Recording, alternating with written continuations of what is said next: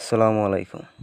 আমরা হয়তোবা অনেকেই এই গাছের সাথে পরিচিত, কিন্তু এই গাছের নাম কি, এই গাছ উপকারী নাকি অপকারী তা আমরা অনেকেই জানি না। এই গাছের নাম হচ্ছে পাথেনিয়াম। এই গাছটি খুবই মারাত্মক। এই গাছের সংস্পর্শে মানুষের ক্যান্সার পর্যন্ত হতে পারে, কিন্তু আমরা না জানার কারণে এই গাছগুলোর আশপাশ দিয়ে চলাচল করি। বাচ্চারা এই গাছগুলোকে ফুল গাছ মনে করে খেলা করে, স্পর্শ করে। আসলে যে কেউ স্পর্শ করবে, কারণ গাছটা দেখতে অনেকটা ফুল গাছের মতো। এই গাছগুলো পশ্চিম দক্ষিণ অঞ্চলে বেশিরভাগ হয়ে থাকে।